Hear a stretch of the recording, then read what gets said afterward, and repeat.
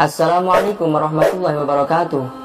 Keistimewaan para habaib, salah satunya yaitu ketakwaan mereka dan karomah yang tak jarang membuat jamaah dan pengikutnya meyakini bahwa habaib tersebut adalah kekasih Allah Subhanahu wa Ta'ala. Tapi sayangnya juga tak jarang banyak orang yang tak mempercayai akan karomah para habaib. Namun hal yang paling penting adalah bahwa kelebihan tersebut merupakan pemberian dari Allah Subhanahu wa Ta'ala atas ketakwaan dan kemuliaannya.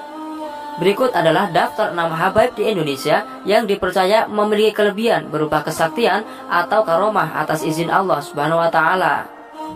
Yang pertama, Mbah Priok. Beliau memiliki nama asli Al-Arif Billah Al-Habib Hasan bin Muhammad Al-Haddad. Beliau seorang ulama asal Ulu Palembang, Sumatera Selatan yang dilahirkan pada tahun 1291. Beliau wafat dalam perjalanan dakwah ke Pulau Jawa. Semasa mudanya beliau belajar ilmu agama kepada kakek dan ayahnya. Setelah remaja, beliau melanjutkan studi ke Hadramaut, Yaman.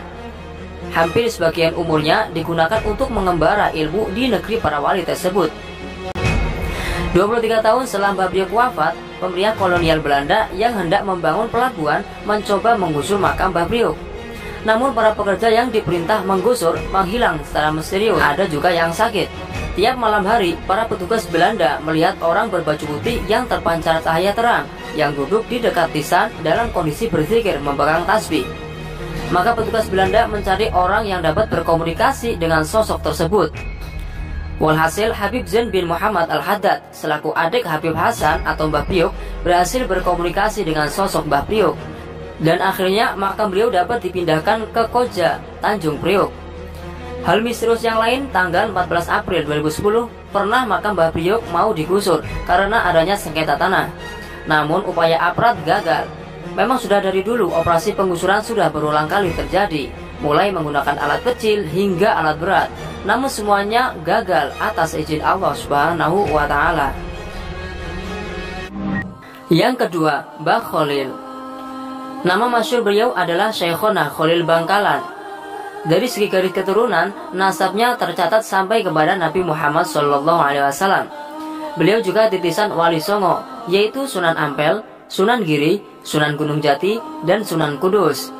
Yang mana mereka bermarga Asmahan dan bersambung kepada Sayyid Alawi Amil Faqih bin Muhammad Syahib Mirbaz. Karomah beliau diantaranya, suatu hari ketika Mbah Khalil dan santrinya hampir kehabisan waktu sholat asar, beliau memerintahkan santrinya untuk mencari kerocok sebagai kendaraan menuju ke Mekah. Walhasil ketika Mbah Khalil dan santrinya yang bernama Ki Asngat melesat sangat cepat ke arah barat. Tiba-tiba mereka sampai di Masjidil Haram setelah azan sholat asar dikumandangkan. Akhirnya mereka berwudu dan sholat asar di shaf pertama Masjidil Haram. Yang ketiga, Habib Kuncung. Nama asli beliau adalah Habib Ahmad bin Alwi Al-Haddad. Habib Kuncung dilahirkan di Kurfa Hadramaut, Tarim, Yaman 14 November 1838. Beliau menuntut ilmu selalu berpindah-pindah dari daerah satu ke daerah lainnya, yakni diantaranya Malaysia, Singapura, dan Belanda. Beliau juga pernah berguru kepada beberapa habaib asal Indonesia. Kenapa beliau dinamakan Habib Kuncung? Yakni karena beliau pernah memakai kopiah pemberian bangsawan Bugis yang berbentuk kerucut atau kuncung pada zaman dulu. Habib yang satu ini memiliki kelebihan di luar nalar akal manusia atau khawariqul adah. Contohnya ketika ada seseorang yang membutuhkan bantuan mendesak, maka Habib Kuncung akan segera muncul secara tiba-tiba untuk memberikan pertolongan. Yang keempat, Habib Umar bin Hafiz. Nama lengkap beliau adalah Al-Habib Umar bin Muhammad bin Salim bin Hafid Syekh Abu Bakar. Beliau adalah pengasuh pondok Darul Mustafa yang berada di kota Tarib, Hadramaut, Yaman. Habib Umar adalah salah satu waliullah dan ulama abad ini yang memiliki murid yang tersebar di penjuru dunia termasuk Indonesia. Tingkat keilmuan beliau sangatlah tinggi. Beliau menguasai berbagai ilmu agama Islam dan hafal ratusan ribu hadis. Tak heran derajat kewalian beliau nampak pada diri beliau. Banyak karomah beliau yang nampak atas izin Allah, seperti menuduhkan singa dan jin lolos dari kepungan lawan dan lainnya. Namun terdapat karomah yang ajaib, yaitu dikisahkan bahwa Habib Umar sedang umroh di Makkah. Kemudian beliau mendapatkan telepon bahwa aktivis senior beliau dari Yaman telah wafat. Mendengar kabar tersebut, Al-Habib Umar dengan tegas menjawab tidak. Dan ternyata ucapan beliau saat mengucapkan itu, dalam waktu yang sama terjadi jenazah aktivis tersebut bergerak dan dia hidup kembali atas izin Allah Subhanahu wa Ta'ala. Yang kelima, Habib Syekhan bin Mustafa Al-Bahar. Habib Syekhan banyak dijuluki Habib yang jadab atau nyeleneh oleh para ulama dan habaib karena diyakini sebagai waliullah. Beliau sering menghilangkan diri ketika karomah yang dimiliki terlihat oleh umum, dan sangat susah dicari karena beliau suka berpindah-pindah tempat dengan cepat. Bahkan Habib Umar bin Hafid sering mengatakan kepada jamaah bahwa kita kedatangan seorang waliullah, yakni wali Syekhan. Namun para jamaah tersebut tidak melihat sang Habib. Salah satu karomah beliau, yakni ada seseorang yang mengajak beliau ke acara maulid karena takut pulang kemalaman. Namun Habib Syekhan menyuruh orang tadi berangkat dahulu sambil sedikit marah.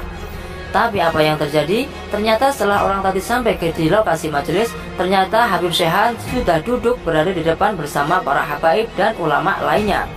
Maka orang tadi sangat kagum sambil tersenyum. Yang keenam, Habib Sholeh bin Muhsin Al-Hamid. Beliau adalah seorang wali kutub yang sering dikenal dengan Al-Habib Sholeh Tanggul. Berasal dari Hadramaut yang pertama kali melakukan dakwahnya ke Indonesia sekitar tahun 1921 Masehi dan bermukim di daerah Jember, Jawa Timur. Beliau adalah Habib yang pernah ditemui Nabi Khidir alaihissalam di stasiun kereta api.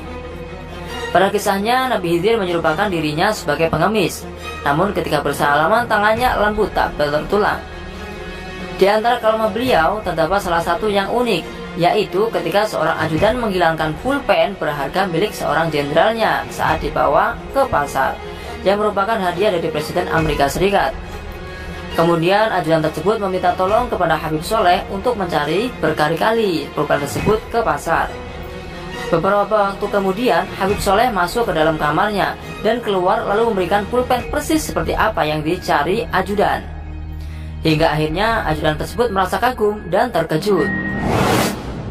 Demikian daftar 6 karomah para habaib di Indonesia yang masyhur. Semoga dengan barokah para habaib kita mendapat cipratan syafaat dari baginda Nabi Agung Muhammad Shallallahu Alaihi Wasallam. Amin. Semoga video ini bermanfaat. Jangan lupa untuk like, subscribe, dan share video ini agar lebih bermanfaat untuk umat. Terima kasih. Sampai jumpa. Wassalamualaikum warahmatullahi wabarakatuh.